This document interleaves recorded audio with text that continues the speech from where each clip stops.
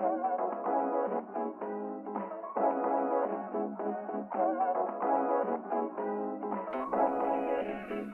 everyone, Aaron here. Welcome back to another anime review. Today we look at the anime titled A Good Librarian Like a Good Shepherd.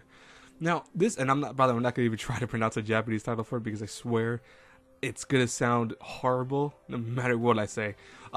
Anyways, guys and girls. So, interestingly enough, what A Good Librarian Like a Good Shepherd is actually, was originally, was it's actually a visual novel that was a very adult-like. It was, it had a lot of romance, harem elements, but also had some very explicit content, like, you know, sex scenes and stuff like that.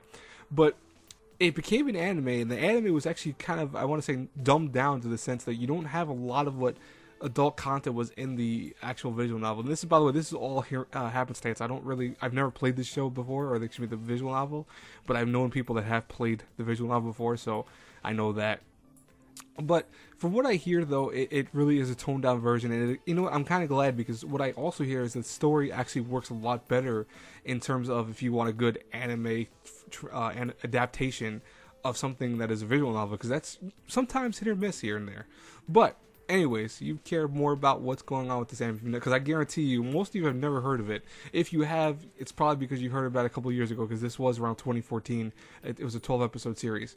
But what we have here is we have our main character, Kitaro Kekai, who actually is a bookworm. He talks about how he would rather read books than have to deal with the melodrama that is surrounding his life. You know, he has a very particular power, which he can actually see little glimpses of the future that are about to happen, and he has kind of dabbled in saving people and doing other things, but he really does not, you know, really want to always do that, even though other people see him as a kind person, and he is seen as a very nice person. He helps people all the time, despite him looking like he doesn't want to.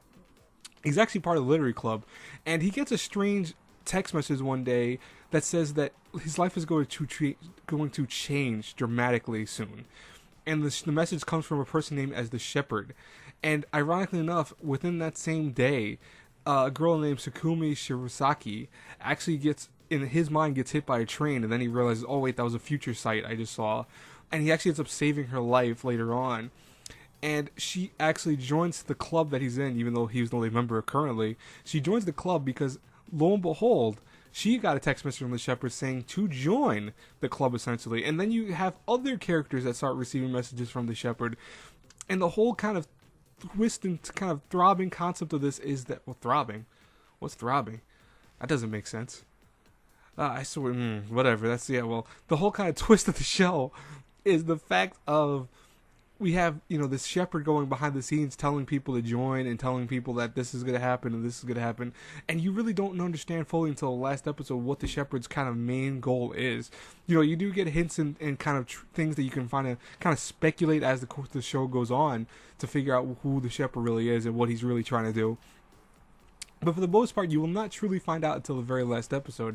And, you know, one thing that's good about this show is that because it's, you know, based off a visual novel, and because also it's based off a light novel series too, it actually finishes completely at 12 episodes. You actually get a conclusive ending that I liked. I think the show had a great ending. You know, it filled in everything I needed to fill in. It had just enough concepts here and there to keep me interested. But here's the problem with A Good Librarian. The problem with this show is that it's forgettable. You know, I'm telling you right now that, honest to God, I forgot this anime even existed up until the other day when I was talking, and then I'm like, wait, oh, I forgot all about that anime. And I looked it up, and I remember like, oh yeah, I remember the show completely. Oh wow, you know. And I'll be honest with you, I'll probably rewatch it again in the future, but I did forget about the show. And for me, I typically remember shows fully. And this, I had to jog my memory. I had to look up some stuff and make sure I was right with everything here and there. But I had to look up stuff, and when that happens, that means that I forgot about the show. And to me, that means it's forgettable. I mean, for other people, it might be one of the best anime ever made. But to me, it's a thing when I forget about any of it, it's because it's forgettable. You know, animation is fine. I've seen the animation for this, and I looked it up again before the review of this. It looks solid. It's, you know, it's showing its age already. So I mean, it wasn't that great, I guess, in 2014, but it's still okay. It still works. Story-wise, I think the story is the best thing about it because the characters are fun.